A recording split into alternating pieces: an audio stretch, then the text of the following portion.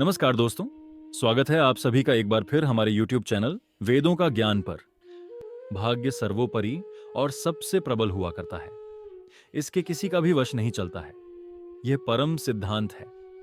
जिस कर्म ने ब्रह्मा को एक कुमार की भांति नियमित कर दिया है, जिस कर्म ने विष्णु भगवान को भी अवतार धारण कर जंगल में महान संकट में डाल दिया है, जिस कर्म ने महान देव रुद्र को भिक्षुक बना दिया है और जिस कर्मवश में सूर्यदेव नित्य प्रति गगन में भ्रमण किया करते हैं, उस परम प्रबल कर्म के लिए हमारा बारंबार नमस्कार है। राजा बलि के समान महान श्रेष्ठ दान देने वाला, साक्षात विष्णु वामन रूप धारण करने वाले याचक भूमि जैसा परम उत्तम दान है। किंतु विप्र के मुख में फल देकर भी राजा बलि ने इनके परिणाम में बंधन को प्राप्त किया था। हे देव, यथेष्ट फल देने वाले, आपके लिए हमारा नमस्कार है। यदि माता साक्षात स्वयं महालक्ष्मी हो और पिता साक्षात भगवान जनार्दन हो, तो भी यदि बुरी बुद्धि है तो उसको सदा दंड धारण करना ही पड़ता है। जिसने जैसा जो पहले कर्म किया है, तो यह निश्चित है कि वह वैसा ही स्वयं अपने पुण्य या पाप द्वारा कृत कर्म का फल अवश्य ही भोगता है। इन कर्मों के फल को कोई शक्ति मिटाने वाली नहीं है। किए हुए कर्म का फल अवश्य ही भोगना पड़ता है। इससे बचाव कहीं भी नहीं हो सकता है। जिसका दुर्ग त्रिकूट था और उस राक्षस महाबली के पास युद्ध करने वाले योद्धा और सेवक थे, फिर भी उसे कष्ट सहना पड़ा। असुर गुरु उष्ण के द्वारा जिसने संपूर्ण शास्त्रों का अध्ययन किया था, वह राक्षस राजा रावण भी काल से वश में आकर नष्ट हो गया था। बालक, युवा और वृद्ध जो भी शुभ अशुभ कर्म करता है, उनका फल जन्म जन्मांतर तक भोगता है। कर्म का फल ना मिले, यह संभव हो ही नहीं सकता। जो प्राप्त होने के योग्य अर्थ होता है, उसे मनुष्य अवश्य ही प्राप्त कर लेता है, क्योंकि ललाट में लिखी हुई लेखा को कोई भी बदल नहीं सकता है। दूसरों को प्रदान की हुई विद्या कभी भी कम नहीं होती है, प्रति वह दूसरों के देने पर अधिक बढ़ती है। कूप में रहने वाले पानी की तरह वह स्थायी होती है। जो अर्थ धर्म के द्वारा गृहीत होते हैं, वे ही सत्य हुआ करते हैं, और धर्म पूर्वक प्राप्त की गई श्री ही वास्तविक श्री है। इस लोक में धर्म को मानने वाला पुरुष महान होता है, अतः अर्थ के कारण से उसका ही स्मरण रखना चाहिए। अनन के चाहने वाला पुरुष अत्यंत कृपण होता है। वह जिन दुखों को भोगता है, उन्हीं दुखों को यदि धर्म को मानने वाला पाए, तो फिर किसी भी क्लेश का वह पात्र ही नहीं हो सकता है। परंतु यह ध्यान रखना चाहिए कि प्रयास करने पर भी मंत्रबल, वीर्य, प्रज्ञा और पौरुष से मनुष्य अलभ्य पदार्थों को प्राप्त नहीं किया करते हैं। इसलिए इस अप्राप्य के विषय में कुछ भी दुख नहीं मानना चाहिए। जिसकी मैंने कभी याचना नहीं की थी, उसे मैंने प्राप्त कर लिया था, और मेरा भेजा हुआ वह फिर मुझसे चला गया है। जहां से वह आया था वहीं पर चला गया है, अर्थात जिस प्रदाता ने मुझे दिया था, उसी ने उसे पुनः ले लिया है। तो इसके लिए दुख मानने की कोई आवश्यकता ही नहीं होनी चाहिए। एक ही वृक्ष पर रात्रि के समय में इधर उधर से अनेक पक्षियों का समागम हो जाया करता है। प्रातःकाल होने पर वे सभी जो एक साथ रहे थे, विभिन्न दिशाओं में उड़कर चले जाया करते हैं। तो इसके लिए कुछ भी परिवेदना नहीं करनी चाहिए। तात्पर्य यह है कि यह सांसारिक संयोग पिता, पुत्र और भाई, भतीजे आदि का भी ऐसा ही है। किसी एक ही स्वार्थ के संपादन करने के लिए प्रयाण करने वाले सब में जो कि कर रहे हैं, उनमें कोई एक शीघ्रता से चलकर आगे निकल जाया करता है। तो इनमें क्या दुख की बात है? संसार में भी यही आगे पीछे संसार त्याग करने का क्रम रहा करता है। हे शौनक, यह समस्त भूतों का आदि कारण अव्यक्त है। मध्यम में यह सब व्यक्त स्वरूप वाले होते हैं। इस सब का निधन भी अव्यक्त ही है। इसलिए इस विषय में दुख मानने की क्या बात है? जिसका समय नहीं आया है, वह नहीं मरता। यह कथा जीवन मरण के रहस्यों को उजागर करती है, इसलिए इसे अंत तक जानना आवश्यक है। अन्यथा एक कुशा के अग्रभाग से भी मर जाता है और किसी उपाय से वह जीवित नहीं रह करता है। मृत्यु का एक नियत समय होता है। शेष सब तो केवल निमित्त मात्र ही होते हैं। जो प्राप्त होने वाले होते हैं, उन्हीं को मानव प्राप्त किया करता है, और जहां पर जाना सुनिश्चित होता है, वहां पर जाया करता है। जिसके प्राप्त होने पर योग्य भाग्य में बदा है, उन्हीं पदार्थों को मानव प्राप्त किया करता है। दुख और सुख भी उसी प्रकार से हुआ करते हैं। भाग्य के अनुसार ही प्राप्ति हुआ करती है। अतः किसी के लिए भी प्रलाप करना व्यर्थ है। पूर्व कर्म के फल ही उचित समय पर प्राप्त होते हैं। पूर्व जन्म तपश्चर्या ही समय आने पर फल वर्ष सहायक हो सकते हैं, पर उसका कारण नहीं बन सकते। जिस तरह सैकड़ों गायों के समुदाय में बछड़ा अपनी मां के ही पास पहुंच जाता है, उसी प्रकार पूर्व जन्म के किए शुभाशुभ कर्म अपने कर्ता के पास पहुंच जाते हैं और तदनुसार उसे फल देते हैं। हे द्विज, जो पुरुष राग और द्वेष से युक्त होते हैं, उनको कहीं भी सुख प्राप्त नहीं हुआ करता है। विचार कर मैं भली भांति देख रहा हूं कि सुख वस्तुतः वहीं पर होता है जहां निवृत्ति होती है। जहां पर स्नेह होता है वहां पर भय भी रहता है, क्योंकि स्नेह दुख का आधार हुआ करता है। दुखों का मूल स्नेह होता है। अतः उस स्नेह के त्याग कर देने पर महान सुख हो जाता है। यह शरीर ही दुख और सुख का आयतन होता है। जीवित और शरीर जाति के ही साथ उत्पन्न होता है। परायाधीन सभी कुछ का रहना दुख होता है और सबका अपने अधीनता में रहना सुख होता है। संक्षेप स्वरूप से सुख और दुख का यही लक्षण होता है। इस संसार में मनुष्यों को सुख और दुख एक चक्र की भांति परिवर्तित हुआ चक्र का करते हैं। परिवर्तन भी अर्थात इसी सुख तरह के नीचे बाद से ऊपर दुख और दुख के ऊपर से पश्चात नीचे सुख हुआ आया ही करता करता है। जो हो गया वह अक्रांत है, जो होने वाला है वह दूर है, जो वर्तमान से बरत है वह शोक से बाधित नहीं होता है। श्री सूत जी ने कहा, इस संसार में कोई भी किसी का मित्र नहीं है और न कोई किसी का शत्रु है। यहां पर तो काम के वश होकर ही मित्र या शत्रु बना करते हैं। शोक से त्राण करने वाला, भय से सुरक्षा का संपादक तथा विश्वास का पात्र मित्र, यह 2 अक्षरों वाला उत्तम रत्न किसने सृजित किया है? जिसने केवल एक ही बार परम प्रीति एवं भक्तिभाव से हरि भगवान के 2 अक्षर का पुनीत नाम का उच्चारण किया है, उसने मोक्ष की प्राप्ति को गमन करने के लिए अपने परिकर को बद्ध कर लिया है। स्वभाव से समुत्कर्ष बनी रहने वाली प्रीति को स्थिर रखने की इच्छा है तो वहां पर 3 दोषों का सर्वथा त्याग कर देना चाहिए। द्यूत क्रीड़ा करना, धन के लेन देन का प्रयोग और परोक्ष में स्त्रियों को देखना या उनसे संभाषण करने का काम अपनी माता, भगनी, पुत्री के साथ एक आसन पर कभी निवास नहीं करना चाहिए, क्योंकि इंद्रियों का समुदाय अत्यंत बलवान होता है और यह महान विद्वान को भी आकर्षित कर लेता है, अर्थात महान पाप कर्म करने की ओर खींच लिया करता है। अपने अधीन रहने वालों में विपरीत रति वाला काम नहीं होता है। जहां अपायन दंड है वैसा ही अनुवर्तन है।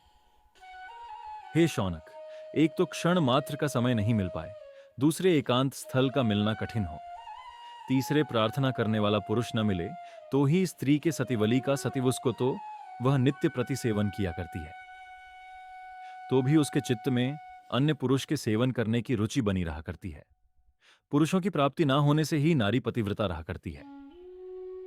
माता मदन से आतुर जिन कर्म कलाप को रहस्य में किया करती है, पुत्रों को उन पर चिंतन नहीं करना चाहिए, क्योंकि वे शील की विप्रपत्ति करने वाले होते हैं, निद्रा पराधीन होती है। हृदय में कृत्यों का अनुसरण सदा ऐसा हास्य शोक से भी रहित होता है। संसार में गणिका का जीवन ऐसा होता है कि उसका शरीर पैसे के प्राप्त करने के लिए सदा निरत रहता है और विज्ञजनों के द्वारा उसका गला सदा विदारक है। वह बहुतों की उत्कंठा को संतृप्त की वृत्ति वाली और बहुत से लोगों की इच्छा पूर्ण करने वाली मानी गई है। अग्नि, जल, स्त्री, गण, सर्प और राजकुल यह नित्य परूप सेव्य अर्थात दूसरों के सेवन करने योग्य होते हैं और यह 6 सद्य प्राणों को हरण करने वाले भी हैं। इनमें कौन सी आश्चर्य की बात है कि यदि शब्द शास्त्र में कुशल प्रिय पंडित होता है, यह भी कोई विचित्र बात नहीं है कि दंड नीति में कुशल विप्र धार्मिक हो। इसमें भी विचित्र नहीं है कि रूप लावण्य से संपन्न स्त्री साध्वी ना रहे, और यह भी कुछ अद्भुत बात नहीं है कि कोई निर्धन पुरुष कभी कोई पाप कर्म नहीं करता है।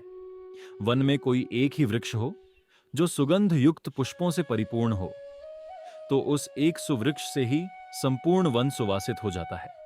जैसे एक सुपुत्र से संपूर्ण कुल प्रख्यात हो जाता है, गुणों से संपन्न एक ही पुत्र सबसे श्रेष्ठ है। गुणहीन सैकड़ों पुत्रों से क्या लाभ है? जैसे कि अकेला चंद्रमा अंधकार को नष्ट कर देता है, पर तारागण सहस्राधिक रहते हुए भी अंध को नष्ट करने की क्षमता नहीं रखते हैं। पुत्र का लालन 5 वर्ष की अवस्था तक करना चाहिए। इसके पश्चात उसे कुछ बुरे भले का थोड़ा सा ज्ञान हो जाता है। 6 वर्ष से 10-15 वर्ष तक डांट फटकार से इसे सुमार्ग पर लाएं। जब 16वें वर्ष में पदार्पण करें तो फिर उसके साथ एक मित्र की भांति व्यवहार करें। पुत्र जब बड़ा हो जाता है, धन का हरण किया करता है। यदि पुत्र पिता के सामने ही मृत्यु को प्राप्त हो जाता है, तब पिता को महान वेदना होती है, मानो उसके प्राण ही निकल जाया करते हैं। ऐसा पुत्र के समान अन्य कोई भी शत्रु नहीं है, जिसके लिए लोग अत्यंत लालायित रहते हैं। कुछ व्याघ्र मृग के तुल्य मुख वाले होते हैं। उनके यथार्थ स्वरूप के परिज्ञान प्राप्त करने में पद पद पर अविश्वास हुआ करता है। क्षमा धारण करने वाले पुरुष को सब प्रकार से अच्छा मानते हैं, किंतु उनमें एक ही बड़ा भारी दोष होता है कि जो क्षमा से युक्त पुरुष होता है उसे लोग शक्ति से हीन समझने लगते हैं। यही माना जाता है कि सांसारिक भोग क्षण भंगुर होते हैं, तो भी स्निग्ध में विदग्ध पुरुष की वृद्धि अनाकल होती है।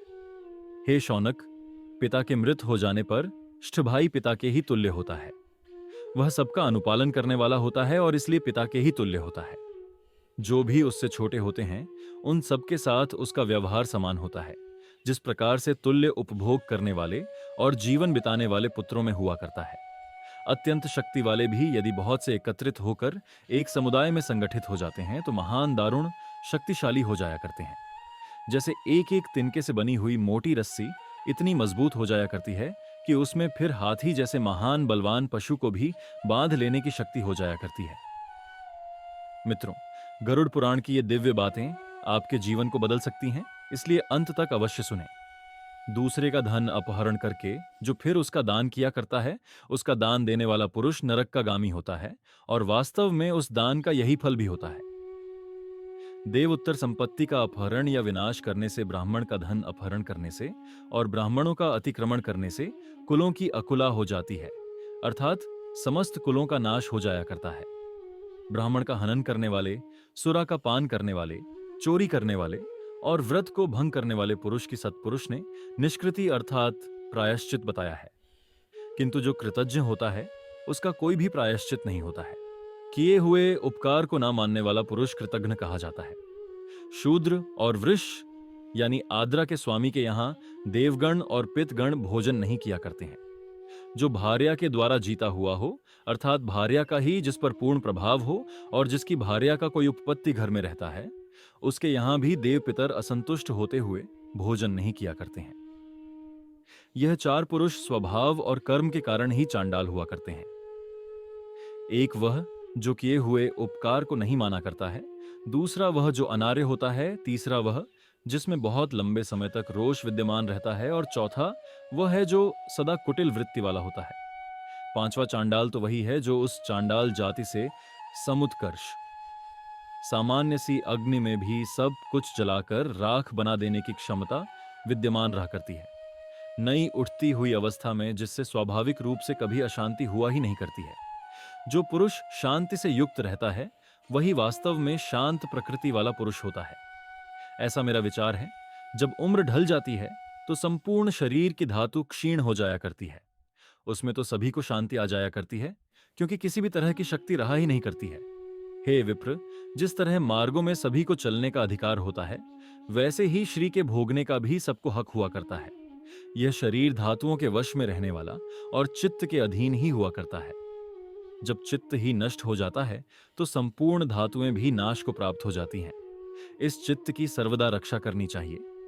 जब चित्त स्वस्थ रहता है तो धातुएं भी शरीर में उत्पन्न होकर सबल एवं समर्थ होती हैं। सूत जी ने कहा, दुष्ट स्वभाव की भार्या और कुत्सित मित्र तथा बुरा राजा एवं कुपुत्र, बुरी कन्या और बुरे देश को दूर से ही त्याग देना चाहिए। अब वर्तमान कलयुग का प्रभाव बताते हैं। यह युग ऐसा है कि इसमें धर्म तो ऐसा चला गया है कि कहीं भी नाम को दिखलाई नहीं देता है। तब भी इस समय में नष्ट हो गया है, अर्थात तपस्या किसे कहते हैं यह भी कोई नहीं जानता है। सत्य तो नाम मात्र को भी कलयुग में कहीं है ही नहीं। सत्यता कोई वस्तु है, इसकी सत्ता एवं महत्ता को कोई जानता ही नहीं है। समस्त भूमि का भोग ऐसा है कि इसमें जैसी उपज होनी चाहिए वह कहीं भी नहीं होती है। मनुष्य प्रायः सभी कपट का व्यवहार रखने वाले हैं। जो ब्राह्मण लोग हैं वे बहुत अधिक बत बने हो गए हैं, अर्थात चंचलता से पूर्ण हैं। कलयुग में मनुष्य स्त्रियों के वश में रहा करते हैं। स्त्रियां अधिक चंचल हैं। नीच जाति के मनुष्य उन्नतिशल हो गए हैं। वे मनुष्य परम धन्य एवं भाग्यशाली हैं जो अपनी जीवन लीला समाप्त कर चुके और मर गए हैं। इस कलयुग के समय में उन मृत्यु को प्राप्त होने वाले देश के टुकड़ों में बट जाने वाली भंग होता को देख रहे हैं और न कुलों के क्षय को ही देखते हैं। दूसरों में अपने चित्त को रमाने वाली दाराहों को और बुरे व्यसनों में फंसे हुए पुत्रों को भी वे मर जाने के कारण नहीं देख रहे हैं। कुपुत्र में निवृत्ति नहीं होती है और जो कुभार है उसमें रति भी कैसे हो सकती है। कुमिस में विश्वास नहीं होता है और बुरे राज्य में जीवन कैसे रह सकता है। पराया अन्न, पराया धन, दूसरे की शैया, पराई स्त्री, पराये घर में निवास, ये इनकी भी श्री का हरण करने वाले कार्य होते हैं। बातचीत से, शरीर स्पर्श से, संगति से, साथ में भोजन से, साथ में शयन से और साथ में गायन से मनुष्यों के पाप का संक्रमण हुआ करता है। स्त्री अधिक रूप लावण्य के होने से नष्ट हो जाया करती है। क्रोध से तपस्या का नाश होता है। क्रूर प्रचार से भाग और शूद्र के अन्न से श्रेष्ठ द्विज का नाश हो जाता है। एक ही आसन पर स्थित रहने से, एक ही शैया पर सोने से, एक साथ ही बैठकर भोजन करने से और पति के साहचर्य होने से अर्थात मिल जाने से बटखट्टे घड़े का दूसरे घट में जल डालने की भांति एक से दूसरे में पाप का संक्रमण हुआ करता है। लाड प्यार करने में बहुत से दोष उत्पन्न हो जाया करते हैं और ताड़ना करने में अधिक गुण होते हैं। इसलिए अपने शिष्य और पुत्र को सर्वदा ताड़ना ही देनी चाहिए, केवल प्यार नहीं करना चाहिए। देहधारियों के लिए अधिक चलना वार्धक्य है, पर्वतों के लिए जल ही जरा है, अर्थात उनकी क्षीणता पहुंचाने वाला होता है। नारियों के साथ संभोग न करना ही उनकी वृद्ध को बढ़ाने वाली जरा है और वस्त्र को आतप में रखना जरा है। जो अधम श्रेणी के मानव होते हैं वे सदा कल ही चाहकर हैं। मध्यम श्रेणी के पुरुष संधि की इच्छा रखते हैं तथा उत्तम कोटि के मनुष्य मान के इच्छुक होते हैं, क्योंकि महान पुरुषों का एकमात्र धन मान ही हुआ करता है। मान ही अर्थ का मूल है, क्योंकि महान मान की प्राप्ति के लिए अर्थ की इच्छा की जाया करती है। यदि मान है तो फिर उसके होने का अर्थ से क्या प्रयोजन है? जिसके मान का दर्द ही भ्रष्ट हो गया है, उसको धन और आयु में भी क्या लाभ है? अधर्म पुरुष ही धन की इच्छा किया करते हैं। जो मध्य श्रेणी के लोग हैं वे धन और मान दोनों की अभिलाषा रखा करते हैं। धनहीन पुरुष भी जो अच्छे कुलों में उत्पन्न हुए हैं कभी भी नीच कर्मों का आरंभ नहीं किया करते हैं, अर्थात धन की प्राप्ति के लिए बुरे काम कभी नहीं करते हैं। वन में सिंह का कभी किसी ने अभिषेक नहीं किया है, अर्थात उसे किसी ने वन के राज्य का राजा नहीं बनाया है, किंतु अपने पौरुष के कारण ही वन के जीवों का राजा बन गया है। प्रमाद शल वैश्य अर्थात व्यापार व्यवसाय करने वाला, मान रखने वाला, भव्य अर्थात सेवा वृत्ति करने वाला मानव, विलास शल भिक्षु और बिना धन वाला कामी तथा अप्रिय बोलने वाली वीरांगना, यह लोग अपने कमी में कभी सफल नहीं हो सकते हैं। दानशी पुरुष का दरिद्र होना, अर्थ संपन्न पुरुष का कृपण होना, पुत्र आज्ञाकारी ना होना, दुष्ट पुरुष की सेवा करना और दूसरे के अपकार करने में मृत्यु का हो जाना, यह 5 दुश्चिंता रहना। मित्रों, गरुड़ पुराण की ये दिव्य बातें आपके जीवन को बदल सकती हैं, इसलिए अंत तक अवश्य सुनें। बुरे पुरुष की सेवा करना और दारिद्र्य के होने के कारण मित्रों से विमुख हो जाना, यह 5 कार्य ऐसे हैं जो बिना अग्नि के ही बहुत तीव्र जलन दिया करते हैं। यम तो मनुष्य को सहसों प्रकार की चिंताएं, खांडे की धार के द्वारा अपमान का होना, भार्या का भूखा रहना, पत्नी का अपने विषय में विरक्त रहना और सहज अपराध का होना, पुत्र का वंशगत होना, अर्थ उपार्जन करने वाली विद्या का अपने पास रहना, रोगों का ना होना, सज्जन पुरुषों की संगति का रहना, भार्या का प्यार और अपने वश में रहना, यह 5 कारण ऐसे हैं जो दुख के मूल का उद्धार करने वाले होते हैं। हरिण, मातंग, पतंग, मृग और मीन, यह 5 पांचों इंद्रियों के कारण मरते हैं। हरिण श्रवण इंद्रियों के अधीन होकर वाद्य सुनने में ऐसा खोसा जाता है कि शिकारी उसे मार देता है। मातंग मद उन्मत्त से, पतंग दीपक की लौ पर प्रेम करने से, मृग पुष्य राज्य के आस्वादन से और मीन गंधाकर्षण से मृत्यु का ग्रास होता है। उस सब में एक एक इंद्रिय का ही आकर्षण मौत के मुंह में डाल दिया करता है। तो जो मानव अपनी सभी इंद्रियों के अर्थात 5 के अधीन होता है, वह क्यों नहीं मरण योग्य होगा? जैसे जैसे मनुष्य कल्याण से अपनी वृद्धि किया करता है, वैसे वैसे ही वह सब जगह लोक का परम प्रिय होकर संबंध किया करता है। इस जगती तल में मनुष्य लोभ, प्रमाद और विश्वास, इन तीनों में नाश को प्राप्त होता है। इसलिए लोभ नहीं करना चाहिए, प्रमाद यानी लापरवाही नहीं करनी और हर एक का विश्वास भी नहीं करना चाहिए। भय से तभी तक डरना चाहिए जब तक वह भय अपने से दूर रहता है और आता नहीं है। जब भय निकट आ ही जाता है और तीव्र रूप धारण कर लेता है, तो फिर एकदम निडर होकर उसके समक्ष स्थित होकर उसकी प्रतिक्रिया करनी चाहिए। आन का बाकी रह जाना, रोग का कुछ अंश बच जाना और अग्नि का कुछ भी थोड़ा सा भाग रह जाना फिर बार बार बढ़कर उग्र रूप धारण कर लिया करता है। इसलिए इन 3 चीजों को बिल्कुल समाप्त ही करके रहना चाहिए। जो जैसा भी बुरा भला करता है उसका जवाब भी वैसे ही व्यवहार से देना चाहिए। यदि कोई हिंसापूर्ण व्यवहार करें तो उसके साथ प्रतिहिंसा ही करें। जो समक्ष में तो परम प्रिय भाषण करने वाला हो और पीछे कार्य को नष्ट कर देने वाला रहा करता हो, ऐसे माया से परिपूर्ण शत्रु की भांति मित्र का त्याग ही कर दें। दुर्जन पुरुष के संग से सज्जन पुरुष भी विनष्ट हो जाया करते हैं। जिस तरह स्वच्छ जल को भी कीचड़ से मैला कर दिया जाता है, उसी तरह साधु प्रवृत्ति भी दुष्ट प्रवृत्ति से मिलकर बुरी हो जाती है। जिसका धन द्विज के लिए होता है, वह भी भली भांति भोग करने का सुख प्राप्त करता है। जो द्विज के उपभोग से शेष रहता है, वही भोग की वस्तु हुआ करती है। बुद्धिमान वही पुरुष है जो कभी पाप कर्म नहीं करता है। प्रशंसा वास्तव में वही है। बीच में छोड़ना आपको महत्वपूर्ण ज्ञान से वंचित कर सकता है, इसलिए पूरी कथा ध्यानपूर्वक सुनिए। जो पीठ पीछे की जाए, और धर्म वही है जो बिना किसी दंभ, कपट या दिखावे के किया जाए। जिसमें वृद्ध अर्थात अनुभवशील पुरुष न हो, उसे सभा या समिति नहीं कहा जा सकता है। वृद्ध भी उन्हें नहीं कहना चाहिए जो न्याय संगत धर्म की बातें नहीं कहते हैं। धर्म भी वही होता है जिसमें सत्यता विद्यमान है, और सत्य वही है जो छल कपट से अनुविंद न हो। मनुष्यों में ब्राह्मण सर्वश्रेष्ठ माना जाता है। तेजों में सर्वाधिक सूर्यदेव हैं। शरीर के संपूर्ण अंगों में सिर सर्वोत्तम अंग होता है, और व्रतों में सत्य का व्रत ही सबसे उत्तम व्रत है।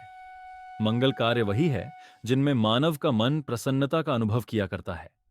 जीवन वही सार्थक एवं सफल होता है जिसमें दूसरों की सेवा का कार्य किया जाए। कमाई वही है जिसका उपभोग अपने मनुष्यों के द्वारा किया जाए, और गर्ज न करना वही सफल है जो संग्राम में शत्रुओं के समक्ष की जाती है। स्त्री वह ही सुख प्रदान करने वाली है जो कभी मद नहीं किया करती है। सच्चा सुखी वही मनुष्य होता है जिसे तृष्णा नहीं होती है। मित्र वही होता है जिसमें पूर्ण विश्वास किया जा सकता है, और वास्तव में प्रशस्त पुरुष वही होता है जिसने अपनी इंद्रियों को जीत रखा है। जिसमें सौहार्द विलुप्त हो जाता है, अर्थात सौहार्द का भाव ही नहीं रह करता है, वहां स्नेह और आदर भी छूट जाता है। प्रशंसा के योग्य वही है जिसकी स्तुति आत्मा के द्वारा की जाया करती है। इस प्रकार सदाचार और धर्म के अनेक रूप मानव जीवन की शिक्षा के लिए होते हैं। इन्हें अपनाकर मनुष्य अपने जीवन में संतुलन प्राप्त कर सकता है और जीवन सफल कर सकता है। तो दोस्तों, कैसी लगी आपको यह कथा? तो दोस्तों, इसे लाइक करें और वेदों का ज्ञान चैनल को सब्सक्राइब करना ना भूलें। फिलहाल आज के लिए बस इतना ही। अब हमें अनुमति दें। हम फिर मिलेंगे अगले वीडियो में। तब तक के लिए धन्यवाद। राधे राधे।